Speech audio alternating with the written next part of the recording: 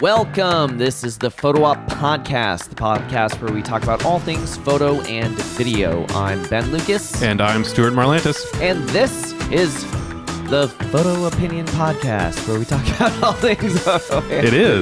It is. So, you asked some questions. We have some opinions for you. We do.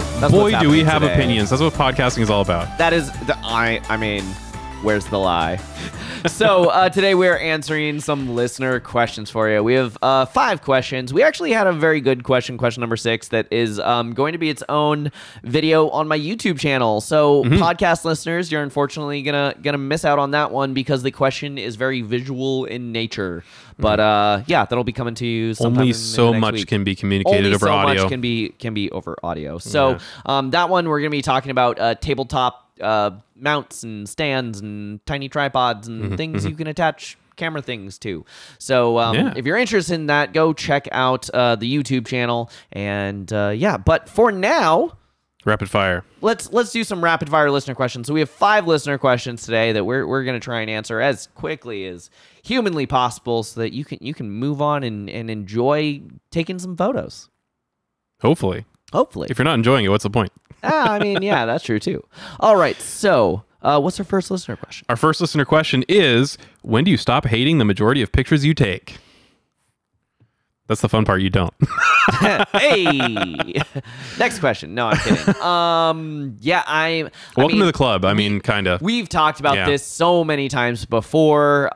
The quickest of recaps on this is, as you grow as a creative, your taste also grows, and your taste, for the most part, is always growing either in pace with or slightly faster than your ability to execute on that taste. So you're never ever satisfied. This is called the creator's curse. Isn't that neat? Yeah, Ira Glass is a very common example people will bring up. He has some great quotes about your taste exceeding your ability.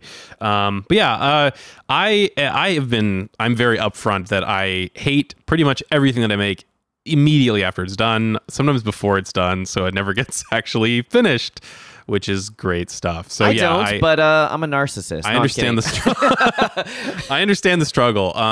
Yeah, the answer is, I think really you eventually learn to live with it.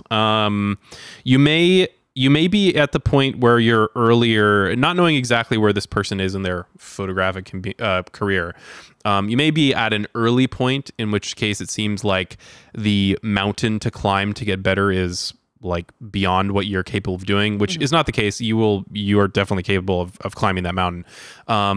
You'll eventually, I think, get to the point where you reach an equilibrium between what you know you can accomplish and what you want to accomplish next.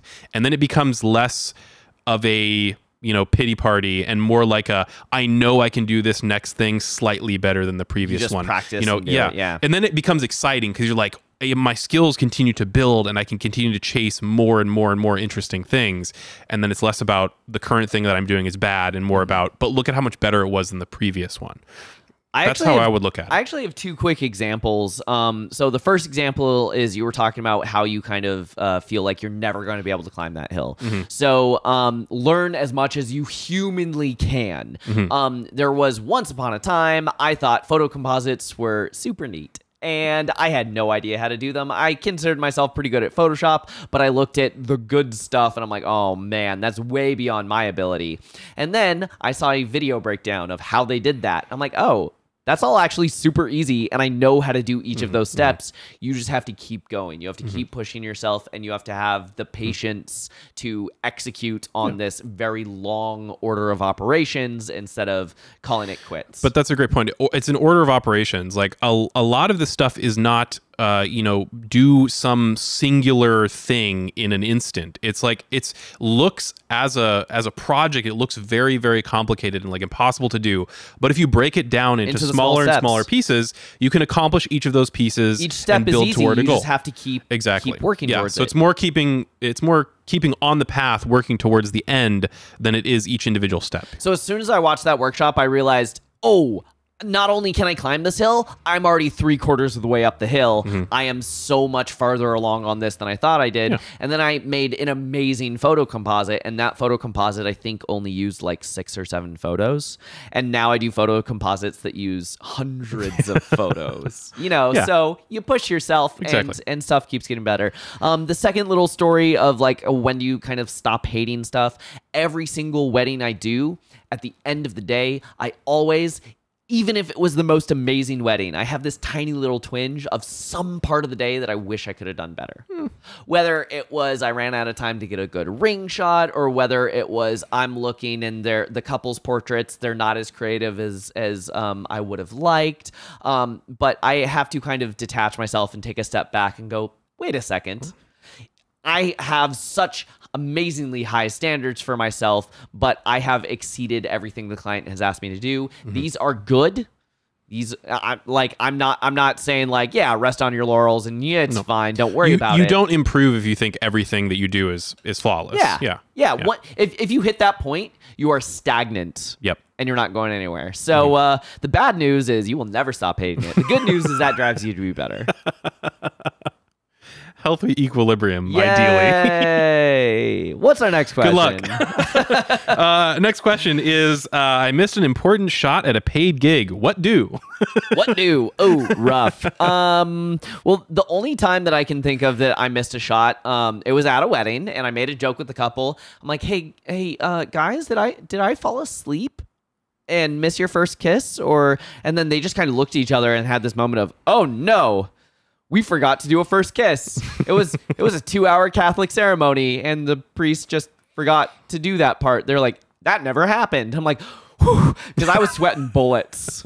I was like, oh no, I missed their first kiss. The most important part of a wedding. Now, let's say that it is your fault, and you do miss the first kiss. It did actually happen. Be a professional. Yeah. Like, own up to your mistakes, apologize, see what you can do to make it better. And what you said, I think, is exactly that. Like, you were, you immediately put the blame on yourself. You're immediately like, hey, did I fall asleep? Was it me? It wasn't like, you guys didn't have a first kiss. What's wrong with you? I know, like, I said that in a joking tone because I'm like, oh no, did I actually fall asleep? Like this was such a long ceremony and they put me in a photo pit, so I wasn't allowed to move around.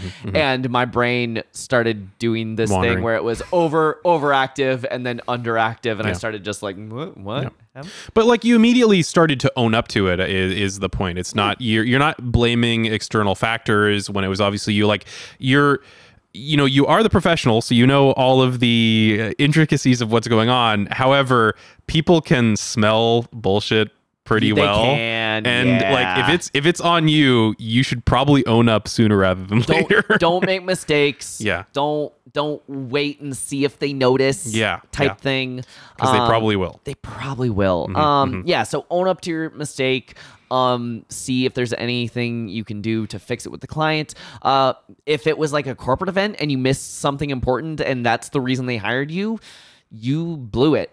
But you know what? You just had a very valuable lesson, and don't let that happen again. So whatever mistake you made, whether your memory card was full at an inopportune moment, or whether your battery died just before the speaker walks up to the podium, or whether you were, trying to get mom or some baby or something in the third row and you didn't realize you had to turn around and they were doing their vows. Whatever it is. This is why wedding photographers often are like dual wielding. Yeah. Like, if you're new and you've seen wedding photography, like new to photography, you've seen wedding photographers with 2 fully set up cameras on their hips. Yeah, contingency plan. I've tried that a couple of times, but at least personally to me, it creates an editing nightmare. Well, I don't mean and I don't mean literally at the same time. I mean the fact that people have full backup sets ready to go, is to try to solve these problems. So whatever it is, the mistake that you made, fix it. Don't let that mistake happen twice. Let's say this is not your fault. For example, wedding first kiss. There's one wedding that stands out in my brain of I missed their vows, their ring exchanges, their first kiss, pretty much all of it. Wasn't my fault. Would you like to know why? Yeah. Relatives with iPads. Oh, okay. Yeah. Great. People didn't just have Blocking your phones. sight line. They were blocking sight lines, standing in the center aisle, wherever. There were at least 10 or 15 relatives who had full freaking sized iPads wherever I went, and I could not dodge them. So I had to be super honest with the couple, and I said, look, I didn't include any of those. So there are a lot of these parts missing. If you would like to see them, I can show you, but you're never going to print them. They're never going to be in your album. There's no reason you need someone's iPad in your... Like, there were one or two shots that I tried to get creative, and I tried to get a picture of the person's iPad taking a picture of the thing, but it was too wide angle, and they were too far away. So there were a few that I tried to be like tongue in cheek of like, yeah, there were a lot of iPads at your wedding, but like just have an honest conversation with them and be like, look, here's what happened. This wasn't my fault. There were too many people with iPads. This is the best I could do. Yeah. You're sympathizing with them at the very least. Yeah, I'm also sorry that this happened. Yeah. This is the best I could do for you.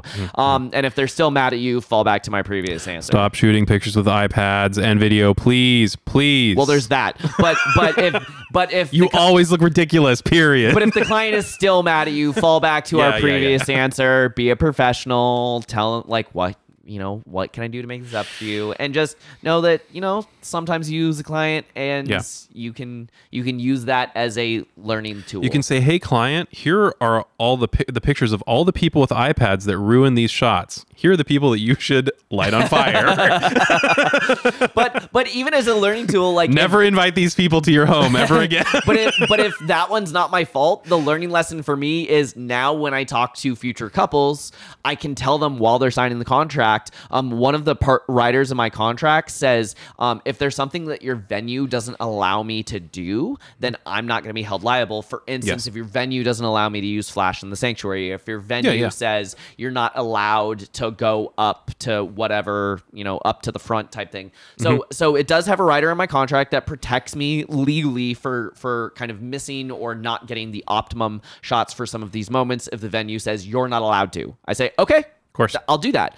But when I'm explaining this to the client during the contract signing, I also bring up just the side case of just like, this also covers relative with iPads and just kind of like some of the other goofy reasons why it's not my fault and I might miss a shot. Yeah. And that can be a recommendation for future clients. It's like, hey, got a bunch of relatives with iPads? Tell them to leave them at home. They don't need them. Yeah. We have a photographer.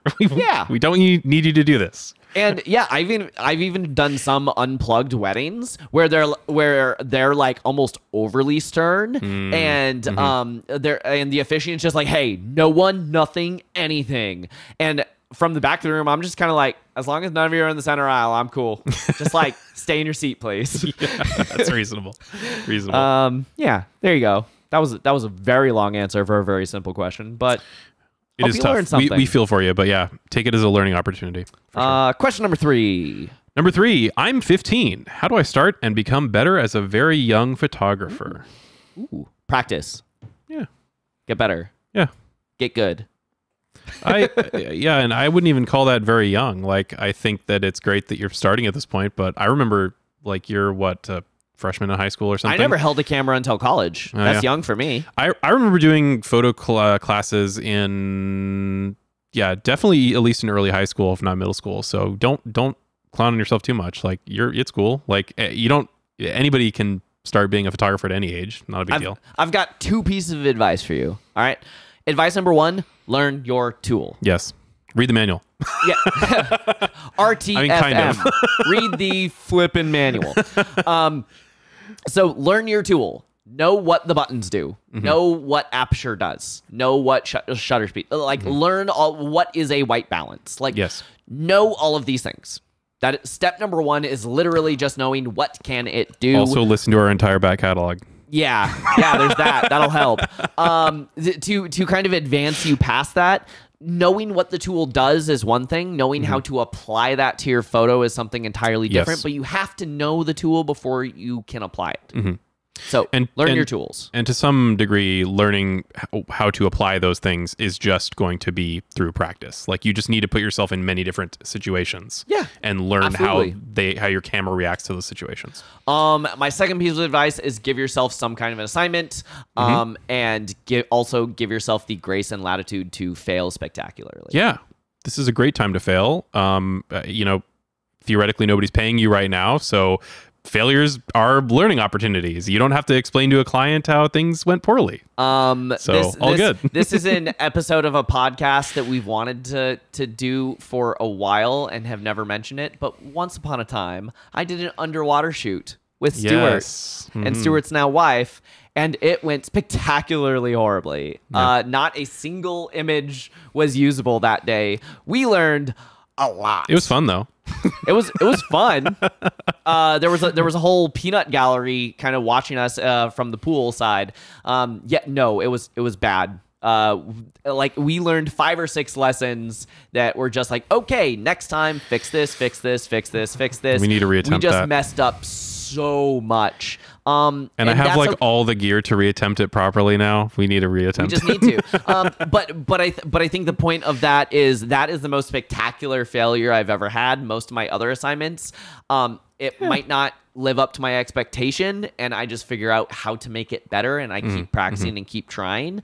But for that particular one of just like, it was a failure. It was a complete failure, but that's okay. I learned so much from that. And ignore people on the internet that nitpick you. Yeah, there's that.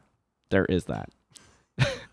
So yeah, good luck. Learn your tools, practice, give yourself assignments, and the grace to learn. And good on you for starting at that age. Yeah. All right. Next question. All right. Next question. Does full frame make sense for non-professionals? Oh man, I use iPhones only.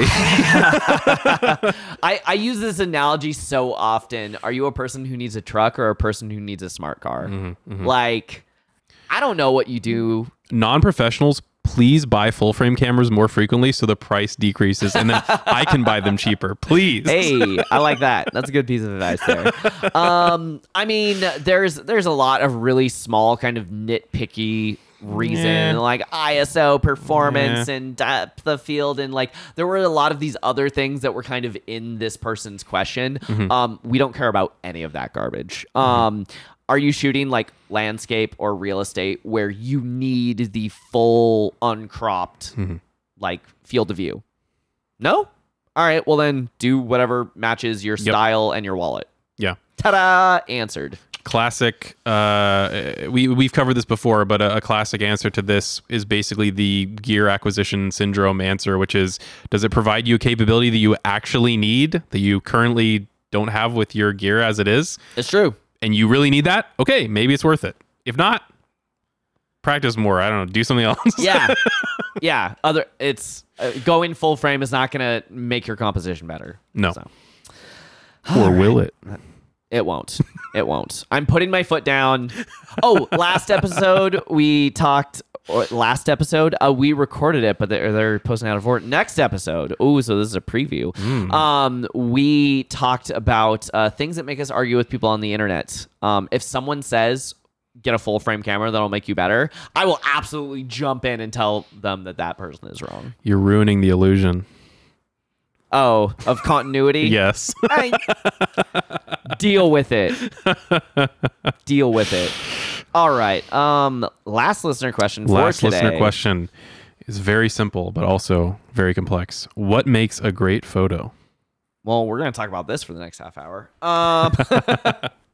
What makes a good photo? I have an answer. What makes good art? I have an answer off the top of my head. But do you have any thoughts? I mean, that basically is my thought. What makes good art? It depends. It depends, and we're going to explain no further. Leave it right there. It depends. No. It depends. Mic drop. Walk out. I think we use it depends so often in this.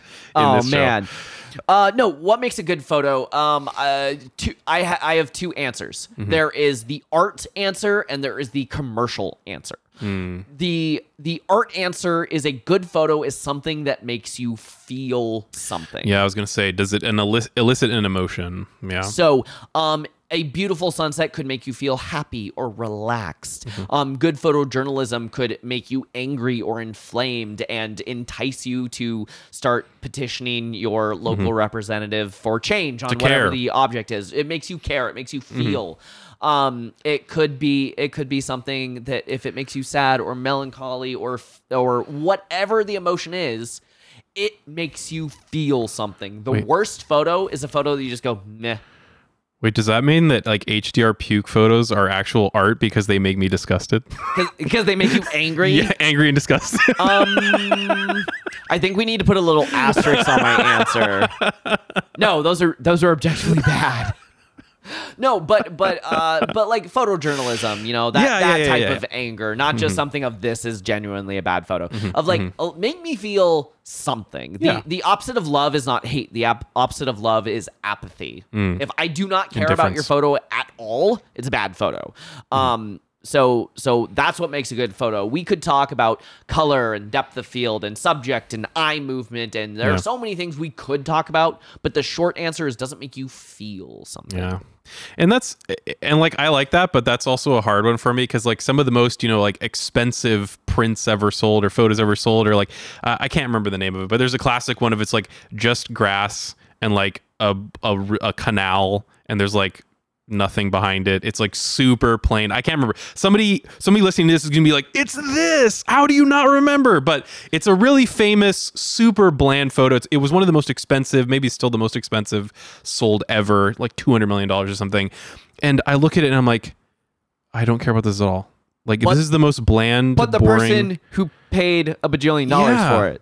And I'm like, is this a scam? Like could be. This doesn't elicit anything in me. It's just super boring. And some of the art kit is absolutely a scam, but in general, a great photo is something that makes you feel something. Now the flip side to that is the art answer. There is a commercial answer. Yes. So, what makes a good photo? Does it do the thing that you were hired to do? Yep. For example, will somebody pay you for it? Yeah. For example, is it of a landscape photo? Will someone buy it? If it's a headshot for an actor, that is a good headshot if that actor gets work. Yep. It doesn't mean that the actor needs to have the best smile in the world for it to be a good photo. No. They could be hit with the wrong end of an ugly stick, but it's a good headshot if it gets them work. Yep. Like that's really what it comes down to. Does it do the job? For e-commerce, does it make people know what they're getting and say, "Ooh, this is nice," and entice them to click add to cart? Like honestly, that's what it comes down to. Like all the iPhone photos that are on the side of buses, they make people flock to the Apple Store and buy it. That's a good photo. Does it accomplish the task? Does it accomplish the task? Nothing else matters in the commercial sense unless you're accomplishing the task, right? Yep.